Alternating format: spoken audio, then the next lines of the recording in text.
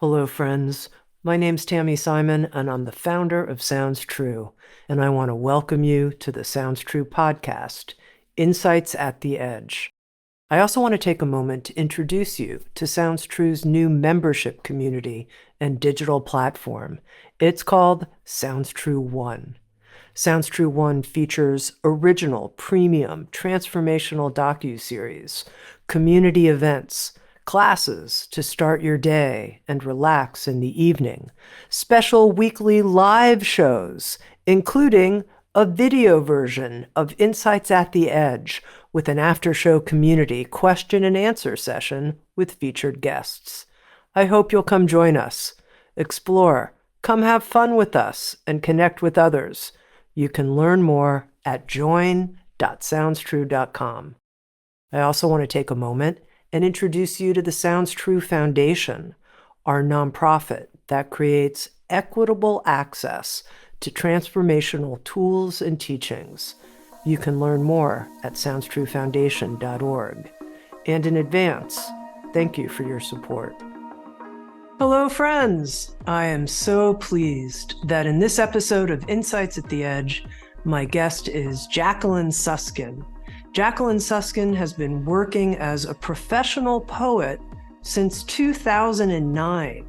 She's the creator of Poem Store, which is this very interesting improvisational, I'll call it entrepreneurial form of poetry in the world.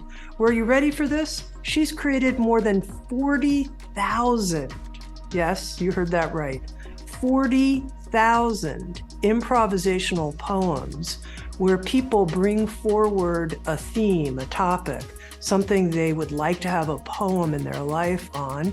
They pay what they want to pay. And Jacqueline comes up, believe it or not, with a new verse just for them in that moment, Poem Store. Her work has been profiled in the New York Times, The Atlantic, and Yes Magazine. She's the author of 6 books, including 2 books with Sounds True.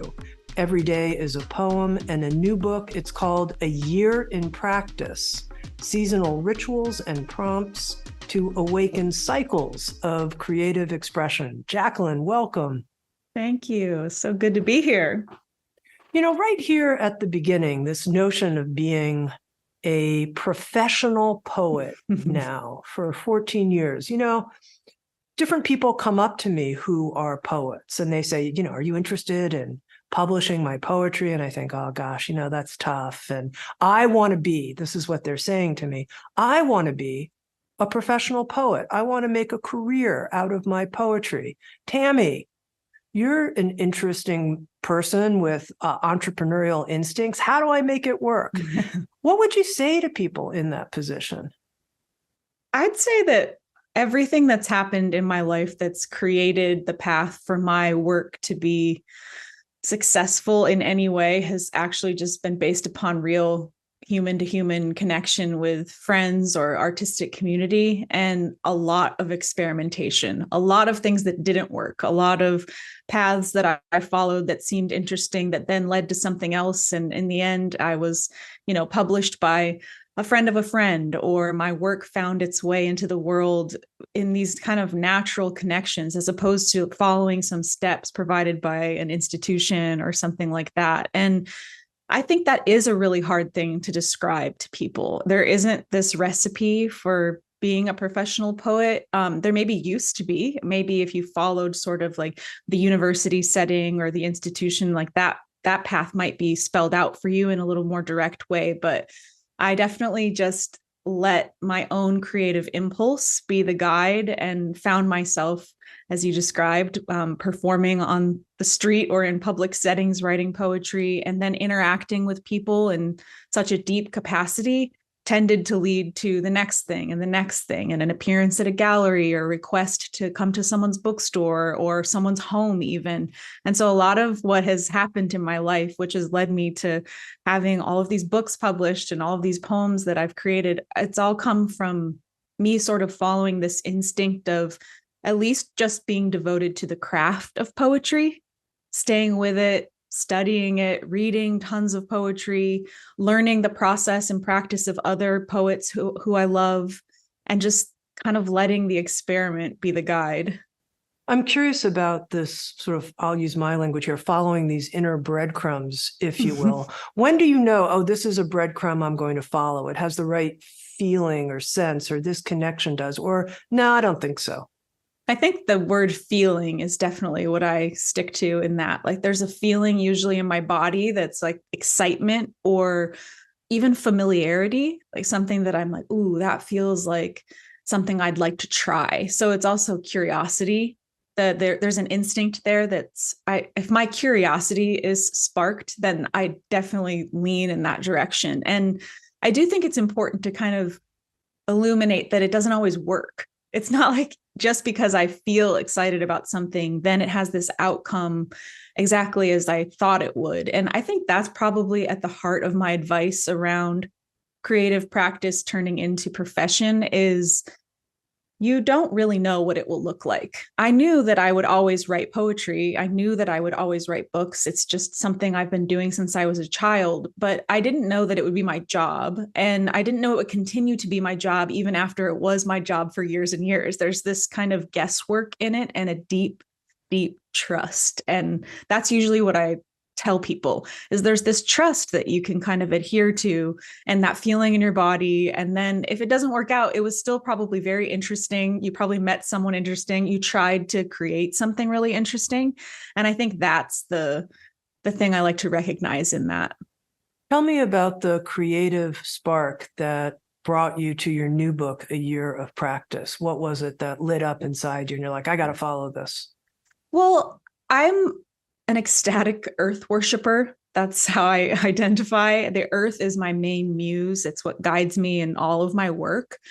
And I had been seeing a lot of artistic friends of mine and people, cohorts and colleagues, just all these people who I'm inspired by talk about their practice and often like searching for a new method. And I know for myself, in all of my years of being a poet, I've consistently tried to kind of recreate my practice in a way that allows me to show up to my desk or to my imagination with a newness or an excitement or just something that feels grounded and reliable. And I don't want to have to constantly recreate it. Like the work of finding that rhythm can be really exhausting and it can kind of take away from the actual practice itself. So I thought, well, what I would normally turn to in this is the earth. The earth is what always guides me. The earth is what always gives me suggestions and inspiration. So why would it not show me how to do my practice? And I found that each season actually did that very clearly, very directly. You know, here is how it feels energetically in winter to create things. Here is how it feels in the next season and the next season. And I thought, oh, I don't have to reinvent the wheel all the time. You know, the earth is constantly offering this suggestion, this guidance. And if I can remember to follow it, if I can remember to kind of tune into that and practice that attunement, then I don't have to constantly recreate what it is that I'm trying to do with my practice and find my footing over and over again. I can just turn to this reliable source that also happens to give me tons of inspiration, but it gives me wisdom and guidance and this cadence that I can follow throughout the year. And if I get lost in my practice, if I don't exactly know what to do next, I just turn back to the season at hand and it's a guarantee that it will show me something. It will show me when to rest or when to try a little bit harder or when to kind of, you know, gather up my resources or when to share things. And once I really looked at that, I thought, well, this is something I need to share because if so many people are questioning all the time how to adhere to an artistic practice, then this is an answer that's very accessible and free and available to all of us. So I wanted to create something that would kind of encapsulate that and let people reflect on how that affects their own practice. Now, you called yourself an ecstatic earth worshiper, and I read that you married the earth when you were in your 20s. And I wanted to hear more about that. What does that mean, you married the earth? Did you have a ceremony? I mean, what happened? I think for me, what that was was this idea that I symbolically, well, first of all, I married a tree, which symbolized the earth to me. But what I thought about that is that my love and my devotion in everything that I do in this lifetime is connected to the earth. It always comes back to the earth. And this kind of like consistent love and this deep feeling of reverence is connected to the planet, that, and I am of this place. I am earth itself. So it's also sort of like a dedication to myself and my own feelings, and expressing that seemed, well, it was a very private experience, but then I started to write about it and share it because I thought, oh, this is just a good example of what devotion can look like, and how, I mean, one of my most favorite things about being human is that we get to make up our own meaning and our own rituals and our own symbols and let that kind of charge us up. And my feeling of turning towards the earth and saying, I'm devoted to you, we are in union, was this sense of, for the rest of my life and everything that I make and everything that I work towards, the earth will be the central point of that in my heart and my spirit. And that felt like worthy of a ceremony to me. Now, when I hear you say, I am earth, I want to just take a moment and look at that more closely because, sometimes I think, well, look, we're nature. Obviously, we're nature. We're not like nature's not something out there that we're separate from. Sometimes when I hear the word earth, I think of like the dirt or something, or the trees. And I think, well, that includes the animals, and humans are animals. And so anyway, I just want to know what it means to you when you say, I am earth. I think I also mean I am nature, and I am this planet, and I am of this place. And so I think there's a disconnect that happens. We tend to forget that, like, our bodies are the earth, and we are affected in the same way that the earth is affected by all of our choices that affect the planet. We're also affecting ourselves. And so if there's exploration of self and tending to self, which is often what happens through artistic practice, there's a lot of self exploration there. We are also then able to kind of tend to the earth more and remember the earth more. And I think remembering that we exist on this planet in this time is something that seems really simple when you say it out loud. Just remember, you exist on the planet Earth. The planet Earth exists. But I actually find that there are so many distractions from that, and there are so many things that just come up in daily life that don't really allow us to remember that and connect with that. And so when I say I am the earth, it's me remembering this deep connection. And in that remembrance, then I can also kind of tune myself to whatever that connection is offering me, which is usually some deep wisdom and guidance. But if I forget that I am, married to the earth, or if I forget that I am the earth itself, I might forget to listen to it. So it's a bond I think of, and that similarity or that thread helps me just sort of stay grounded in the bond. Now, this may sound like I'm taking us off on a tangent, and I really don't want to, and I'm going to be fast about it, which is at one point, many years ago, it was probably a decade ago, I interviewed a gentleman named Jose Arguelles, who was very committed to the lunar calendar. And he was like, Tami, if we all operated according to a 13-month lunar calendar instead of a Roman calendar, everything would be different.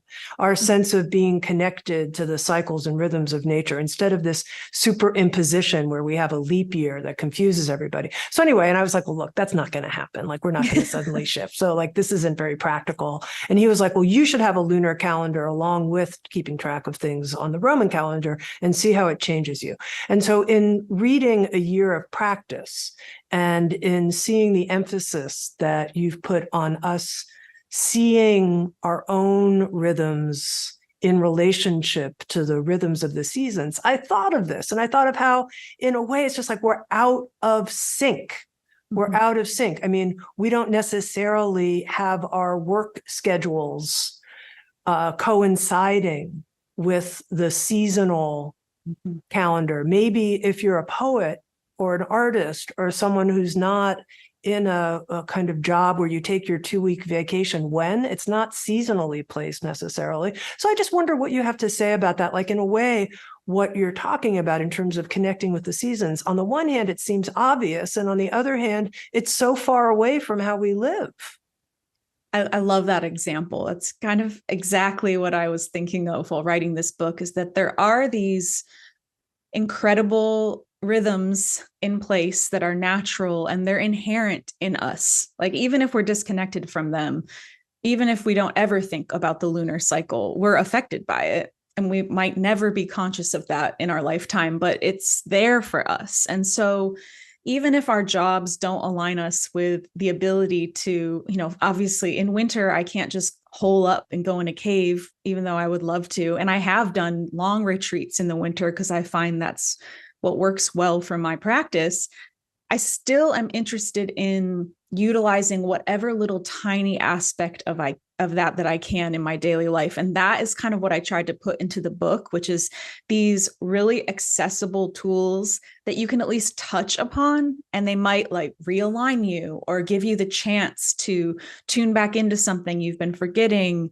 And even just feeling that for a moment or allowing yourself to try to play around with it or experiment with it can kind of open up this whole new understanding, which I love that example of the lunar calendar. It's like, if you did have a chance to do that, what would happen? And I think anything that kind of gives us a framework, we're always looking to these different modalities that help us feel better or transform or learn something new about ourselves or reset. I think anytime we give ourselves just a little opportunity to kind of try on something like that, there's something in it that will work and that we can connect with, and that will further our practice. And as I've been talking about all of this, I've been thinking about the word practice, and part of it applies to practice as an artist, but part of it just applies to the practice of living and trying to live in a way that feels better or feels more, in touch with what you're really going for or hoping. And there's this practice of just living daily life that I think requires this kind of information. And when it's natural, when it comes from just the way that the earth and the moon and the stars and the sun work, I think there's something in that feels really liberating. Like, oh, you can practice embodying what you actually are, just tuned into that, instead of having to buy a bunch of things or try out some complete like framework of a modality that is just seemingly human. There's stuff that's just alive in you, and then we're reminded of it, and then we can try it out.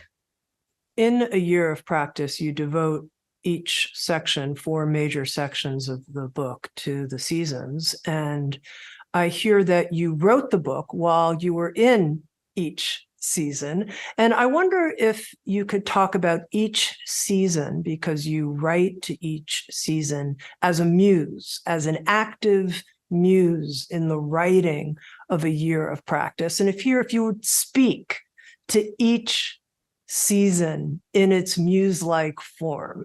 Mm-hmm. Yeah, I felt so inspired by the fact that lined up that way, that I was able to write the book in sync with these seasons. And I've lived in places where seasons are not as intense or clear. I live in Detroit now, where the seasons are very stark, and you can tell it's winter, you can tell when it's spring, but I lived in LA for 6 years, where those seasons are so much more nuanced. But still, that energy, that muse of each season, whether it's nuanced or in your face, is I found in researching and studying while this book was coming out of me, they're all the same. They're all steady, very steady. And winter is just constant with its ask for introspection. It asks you to dial it down, to downshift, to go inward. And that muse really suggests to me, like, try to find moments to retreat within yourself. Don't worry about outcome. Don't worry about output.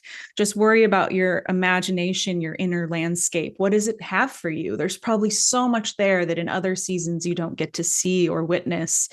And then spring comes, and it's chaotic and frantic, and it requires great care to transition into it, great care to enter into it, which is something I discovered while writing this. I don't think I had fully realized how intense spring is and how kind of grating and harsh it is with this exposure and this coming out of the darkness into the light. So there are lots of points in the book where I suggest, make sure to tend to these transitional times, because then once spring takes hold, the muse is rebirth and plentiful energy, and it's vibrant and beautiful and so giving. And then it transitions into summer, which is just really communal, togetherness, sharing. It's a time where people want to be out and fully out. Spring kind of like wavers back and forth for a while. It's like how you get used to coming out. And then in summer, you're just out, you're in the sun, you're reviving, you're soaking up not only that feeling of the actual weather or the season, but of other people, of togetherness, and how that charges us in our artistic practice, being in community. And then fall comes and we start winding it down again. We start coming back. We collect our reserves. We start gathering. We start, kind of seeing, okay, what's everything that I've learned over these last few months? What will I take with me into my den? I don't have a lot of room in winter to process a million things. So maybe now I make my decisions of what will I process and what will I take into this next season of introspection. And then it goes again. Tell me a bit about the use of this word muse, what it means to you that the seasons were functioning as muses. Yeah, I think for me, there's a few different levels of what a muse is. And the initial muse is the muse of inspiration. So the muse that brings a feeling or an idea or something that you want to let pass through you. And then there's another phase of that, which is like the editing muse. And I talk about this a lot, is just this idea of how sacred it is to then come back to whatever that first initial offering was and revise it and rework it and, commune with it. And I think the feeling of the word muse for me is this acknowledgement of something outside of myself that's informing me. And even though I am it also, which we talked about this, I am also the earth, but the earth is full of other beings and other information and sensory offerings and all of these deliveries, all of this information. To me, that's a muse. That's a word that kind of encapsulates whatever it is that's giving to me. You have these interesting prompts from the planet that you start each section, each season with. What is the natural world up to right now? How does it include me? How is it my mirror? Tell us a little bit more about how you sat with whatever was happening during the season as a mirror to your own process. I really make myself go outside every day. That's a lot of people will ask, how do you stay connected to that? And I have a simple answer, which is I go outside. But in the midst of going outside, I do try to answer questions like that. Like, what is the rest of the earth doing right now? What is it offering me? And how do I listen to it? And I think that the prompts from the planet really came to this. I got clear on that because I thought each season is offering something particular. Like each season is offering a different prompt, a different thing for me to tune into. And like what the answer to that will be different for everyone. The answer to that will be unique for each person who answers the prompt. And I thought that was what was an important through line in this book, that the season is asking you to turn towards this self-reflection or something that in your own personal practice, and that will look so different for everyone. So it's not a prescriptive book. It's not like, if you do this, then this will happen. It's like full of suggestions from the earth, and then each person's response is going to be their own and unique, and it will give them information about how to proceed with their practice, what nurtures them, what guides them through this time of the year, and what doesn't work for them. What do they need to turn off or set a boundary with? It's interesting that you started by responding by saying, I go outside every day. Because for whatever reason, what I'm feeling into in this conversation is how I think a lot of people aren't going outside every day. Yeah. So they're either in an air conditioned or heated home or car or elevator or not having a lot of experience. And I myself have placed myself where I'm living very much in a natural environment because it's so important to me. But I also feel in touch with spending a whole lot of time in indoor spaces and being on a computer and seeing what artificial intelligence can do for our future and being completely out of touch with going outside every day. And it's almost like, I don't know, as we're talking, it's almost like I feel like we have these like different world spheres happening where there's a bunch of people who might be like, Jacqueline, what are you talking about? Connecting, I mean, that's like what world? I live in an urban environment. I'm not, observing these kinds of subtleties in nature on a daily basis. Anyway, I wonder how you see that, like this notion of people living in different world spheres. Yeah, I mean, I've experienced both of those worlds. So I live in Detroit. I live in an urban environment, and I do think that a lot of folks probably don't recognize a connection to the earth in the way that I'm talking about. And as I've been living here, I've been working in schools and helping kids with poetry projects that are tuned to the natural world, getting them to write about their feelings and their ideas about the natural world. And, these are kids who have grown up in an urban environment, and it is just right there under the surface. Like, you give them one moment to think about it, to recognize it, to listen to me talk about it for 5 minutes, and then their hands go up. They have things that they want to say about what they've noticed, what exists in their front yard, what kind of animals they've seen, what birds are flying around, and how that makes them feel.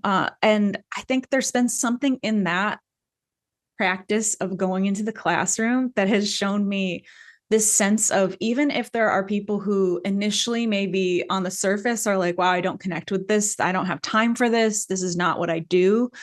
I really have this deep belief that it's not that far under their consciousness. Like, it's right there. It's right on. It's not even subconscious, even sometimes. It's just, there's no room for it to come out in their daily life. There's no activity that suggests that they should go outside and look around. And obviously that's a very like simplified version of what they could do. But I think that's part of what my hope is with this book, is creating this sort of toolkit for remembering to do that and doing it in whatever way you can. And this kind of circles back to this idea that your body is also the earth.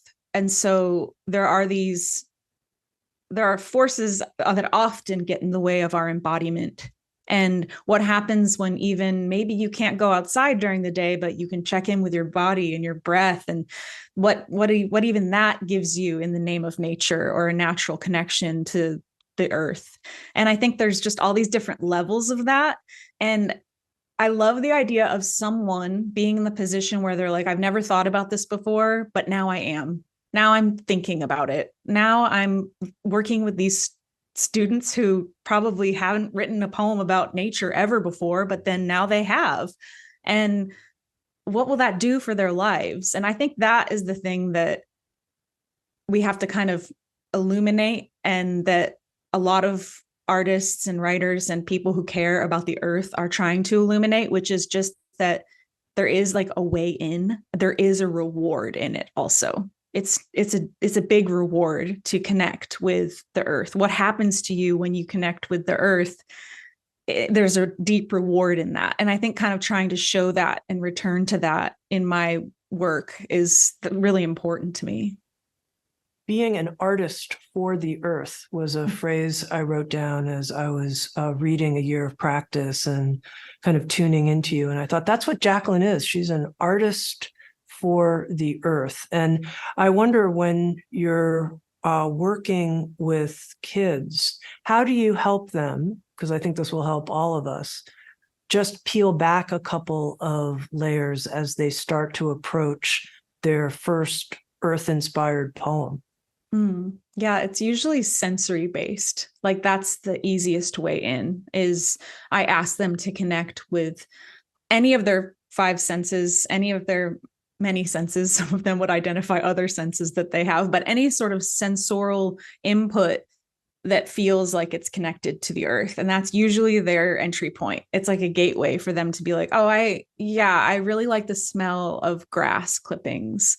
And then they'll be interested in, all right, because the grass grows and how does it grow? And then they'll get into the whole idea of this growth cycle and what happens when you cut the grass and how, and there's always like a little entry point like that, that again, it kind of suggests that all of the inspiration is right there and they just need one thing to lead them to it. And usually it's their senses, usually it's a memory or something like that, something that was enjoyable or even something that was scary, like a big storm or something like that, like a thing that gets lodged in you where you think, oh, I've recognized the earth. And there's so much that comes from just that moment of recognition. Now, you recently won some type of a Detroit poetry contest for poems related to climate justice, climate health. I wonder if you can share the poem with us that won that award. Yeah, I'd love to. It's called Time. We are gone in ourselves. 1 second, we try and avoid knocking down the spider's web, only to walk right through it a minute later, unnoticed.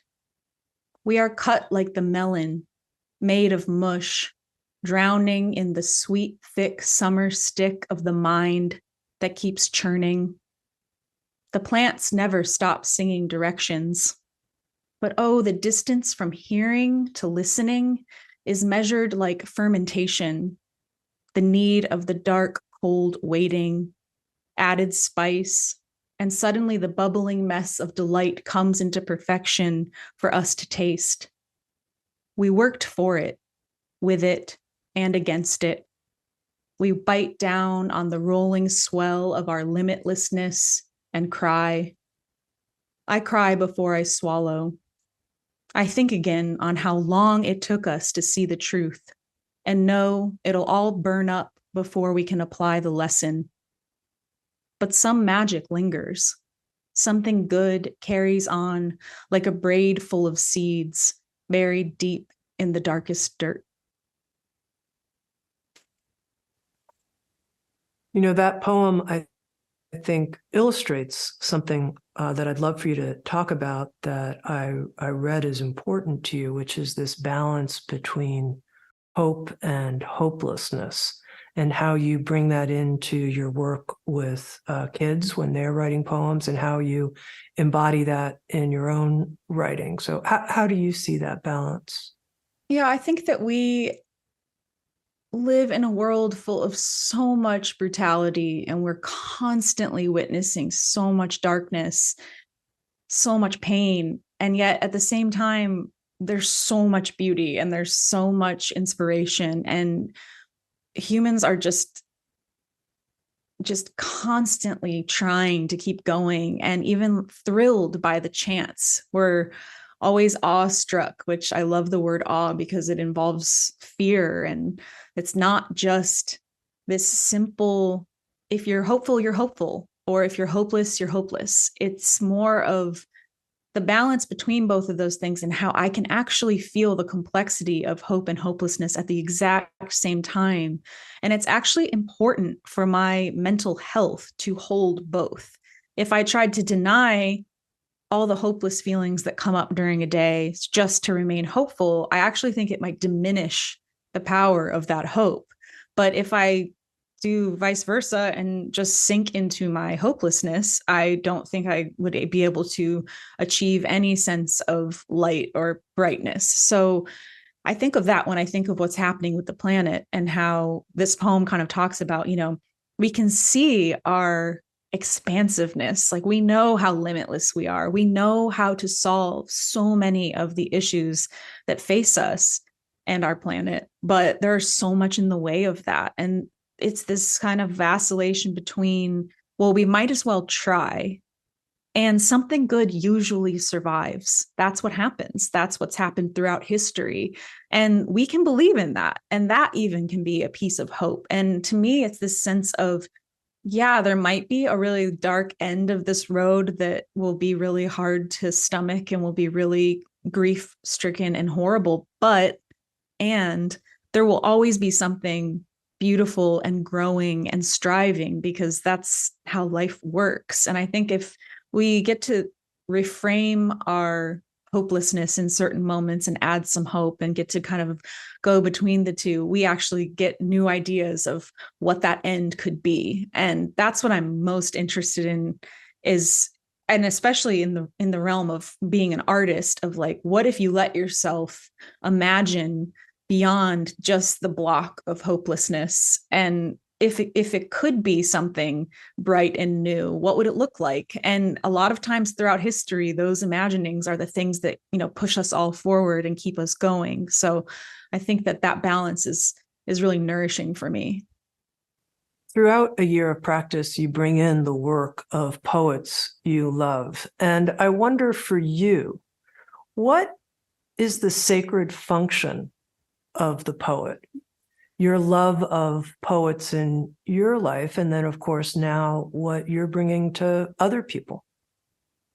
I think what always happens to me when I read a poem that really moves me, I think the heart of what's happening there is either I'm reflecting and feeling a deep affirmation, like, oh, this other person feels what I feel, and they took the time to put it into words. And there's a communion happening there. They're reflecting something back to me, and I'm seeing myself in it. And that feels like, oh, I'm part of something bigger. I'm not alone. It's not just me in my space thinking and feeling these things. Here's another person speaking to me through the page, and they crafted this perfect way of saying it, took time to make sure they said it. It's just so loving, I think, to take so much time with language like that. And equally, I think there's this sense of, there are these huge things that we want to say. The human experience goes from this micro to macro all the time, and that can be really overwhelming. And I feel like a poet steps in and is like, let me just condense that for you, and let me make it in a concise, like, digestible, accessible package. And sometimes it might be esoteric and strange. Sometimes it might be not as accessible as other times. I like all the poems, but I think that at the heart of poems that work really well for very many people, what's happening is there is work that was done there to take this macro and micro and balance that and offer it up in a way that you can read it and think, okay, that's right. I've accessed the heart of whatever that subject matter is here, and in not too many words. It didn't take too much of my time. It soothed me, or it inspired me, or gave me affirmation. And now I feel like I understand it or myself a little bit better.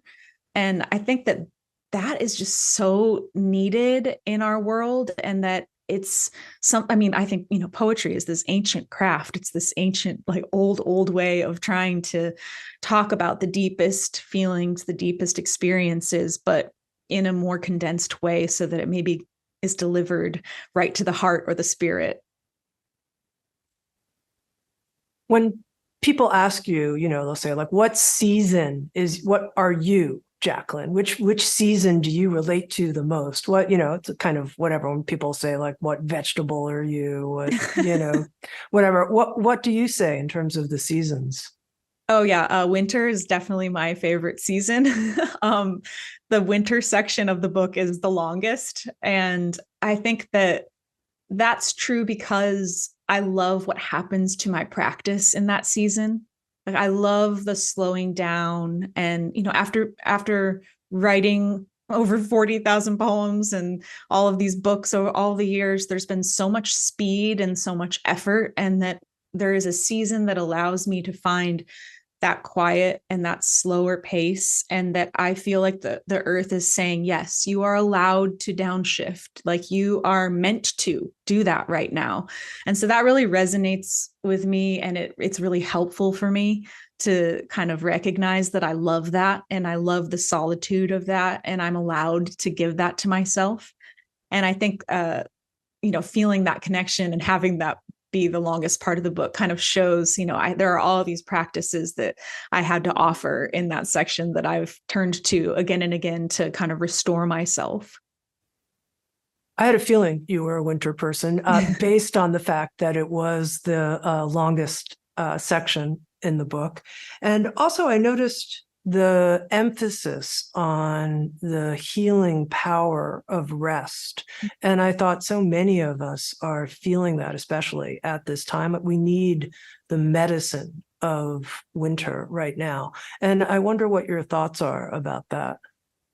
Yeah, I think that there's a great reckoning happening in our society and in our world about how much we are expected to output and how much productivity has become synonymous with our worth as beings. And that this sort of slowing down and this idea of focusing on rest and the healing quality that it offers is really, it's in step with that reckoning of thinking, wow, I'm allowed to not always be making something. Like, I have the permission that I'm giving myself to just not for a while. And what does that look like? And how does that translate into, yeah, but I still need to work and I still need to, make money and put food on the table and pay my rent. But how can I sort of shift my approach to what I need and what I want and what I've been taught and what is actually possible?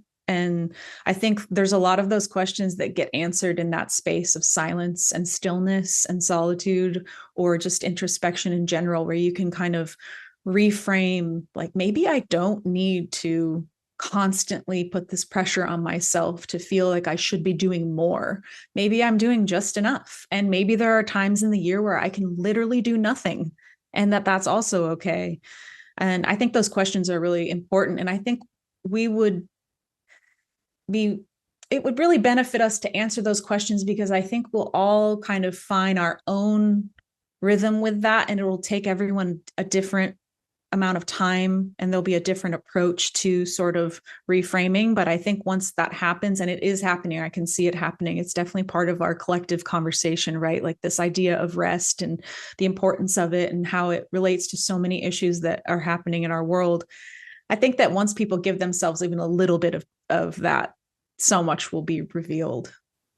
You ask this, I think, provocative question in A Year of Practice. When we know we need more rest, you write, it can be helpful to clarify what your intentions are for resting. And I thought, that's useful. That's an interesting idea. How did that occur to you? Well, because sometimes I think we think we're just like, rest, just take it easy, relax. And that actually can be really vague and kind of hard to approach, especially for people who are like, go, go, go, make, and who kind of thrive in that fast paced, which a lot of people I know really just love to be in the high gear all the time.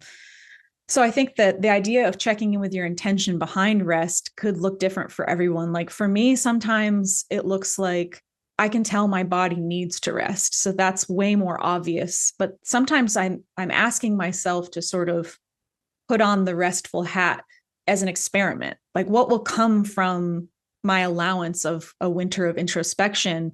Well, what will come from that usually is a great amount of subject matter and material to work with, so that when I do return in the spring full gusto and I'm, shifting upward again with my energy, I actually have done a lot of work, but it was very quiet work. It was restful work. It was different than it usually looks. And I think that when I get clear on my intention of what to do in that space, it's usually aligned to something for my mind or something for my body or something for my spirit.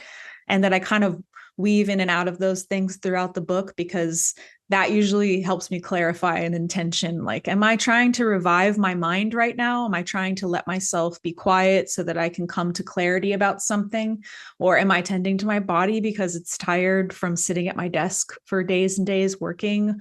Or is my spirit just asking for some space to kind of resonate with whatever it resonates with, and how much happens when I actually allow myself to just notice that instead of trying to do something else with it.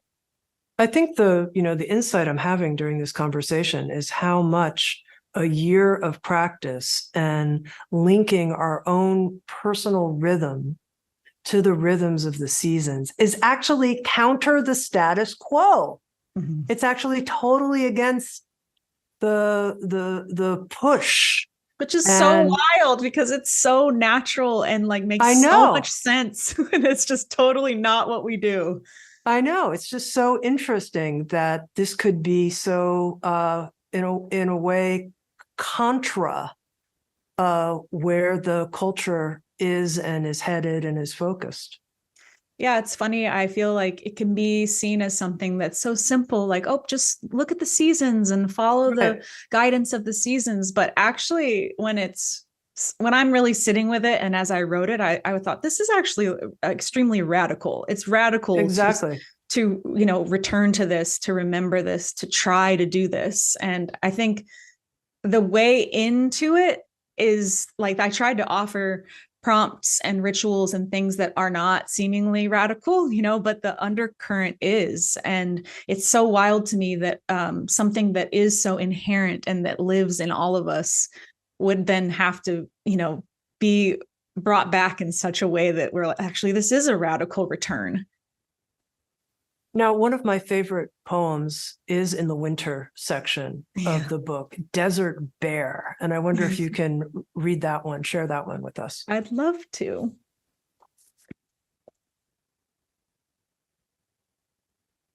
Desert Bear. I know how to heal myself. In solitude, my routine of waking up with the sun, writing, and singing, to memorize the names of plants, to walk a familiar gait softly as to not disturb the delicate growth that somehow withstands wind and heat day on end.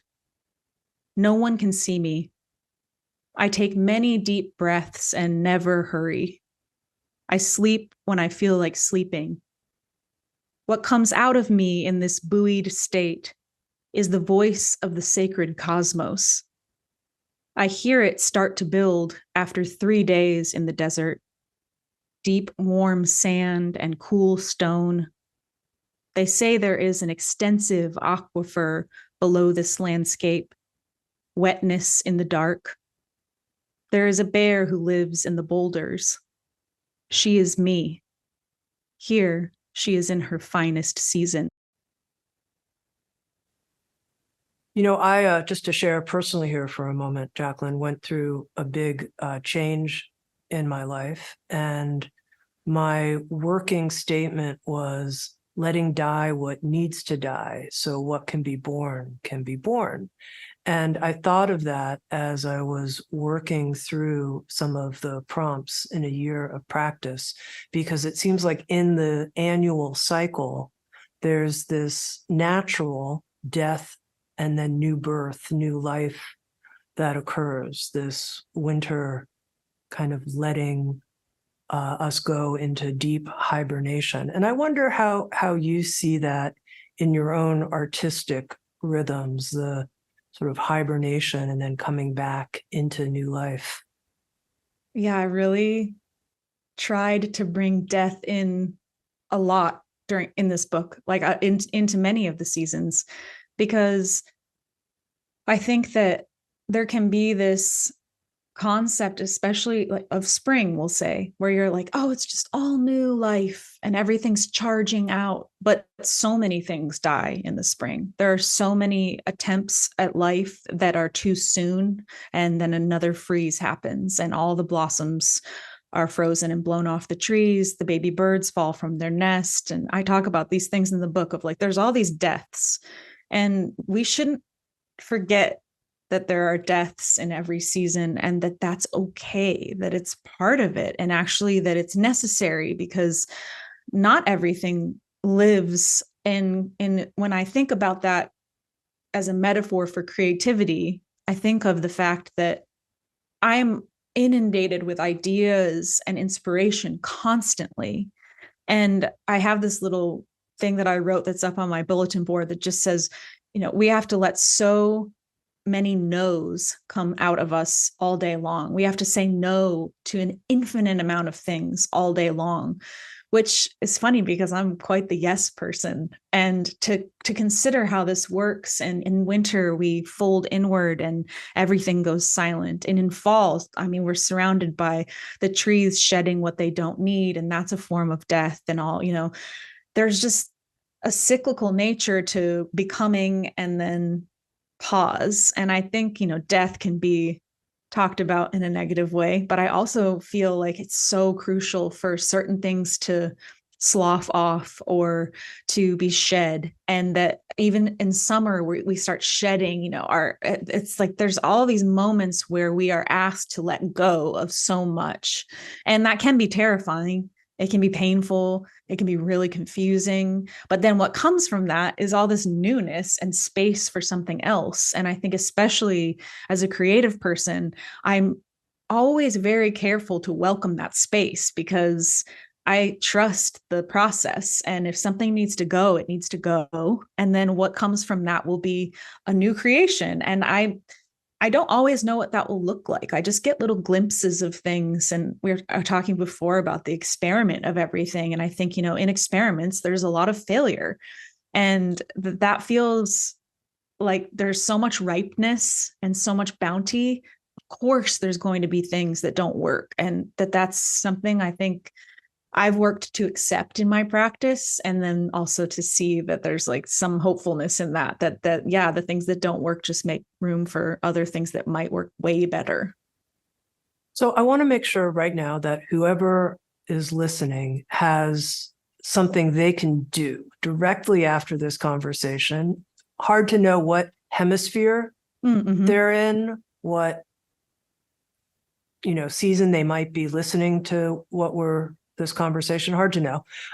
What would be a generalized prompt so that people could get in touch for themselves right now with how they might be able to mirror something that's happening in the natural world?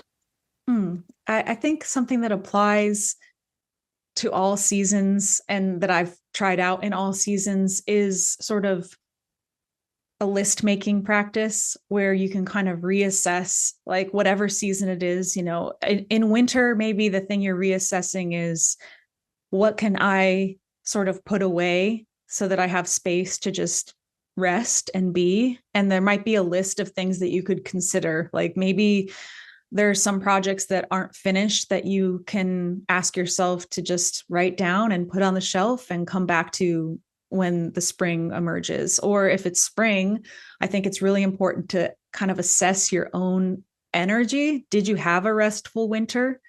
Can you return to your practice full force? Or maybe you want to put down on paper some steps back in that feel a little bit more attuned to your actual energetic ability at the moment. And if it's summer, I think that there's a list that I love to suggest, which is just, who would you like to share your work with and how? The summer is this communal time. So maybe you can make a list of, a few ways that you would want to share your work through this season and share yourself or whatever it is, your ideas, things that you'd like to make even. It doesn't have to be a finished product to share it, but maybe there's someone trusted or a few people you could think of or places that you could access in your community where you could share your work. And then in fall, the list should look like a list of resources. Like, what do you need to gather for your season of introspection to come? Fall is all about stockpiling and figuring out, is there a stack of journals that you'd like to go through in the winter? Can you get them ready for yourself? Can you kind of start the process of going through them and, coding what it is you might want to pull from them, or something like that with your practice? Is there a resource you can gather so that once you're in your winter cave, you can feel like you've given yourself what you've needed? When we had our previous conversation together with the publication of Every Day is a Poem, I asked you at the end if you would be willing to share one of your improvisational poems right then and there, because I'm so impressed that you've created 40,000 of them plus. And I'm wondering if we could end this conversation, if you'd be willing, in the same way. And the request I would have would be a verse on this notion of the radicalness of actually tuning into our body, to nature, to ourselves as the earth, something so natural. And how is it that this seems like such a countercultural move when it's native to us? Okay. Yeah, I'm going to write on a piece of paper and I won't get my typewriter out. Okay, very good. Let's see what happens.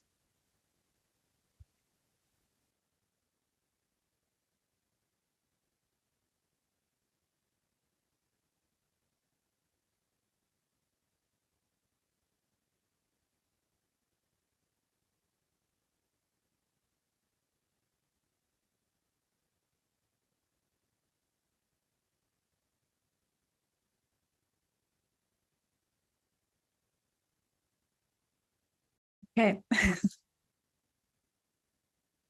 Radical nature. To return is to conjure the root, the first seed, to call the body planetary, to name it star, tree, animal, and note its infinite worth. To remake the world is to reveal it under the surface of skin, brilliant imagination we all carry, liberated and flowing now without end. Gorgeous! I've been speaking with Jacqueline Suskin. She's the author of a new book. It's called A Year in Practice, Seasonal Rituals and Prompts to Awaken Cycles of Creative Expression. It's a glorious companion to a full year of introspection and creation. Jacqueline, thank you so much. Thank you. And if you'd like to watch Insights at the Edge on video and participate in the after-show Q&A session with our guests, come join us on Sounds True 1, a new membership community featuring award-winning original shows, live classes, community learning, guided meditations, and more with the leading wisdom teachers of our time. Use promo code PODCAST to get your first month free. You can learn more at join.soundstrue.com. Sounds True, waking up the world.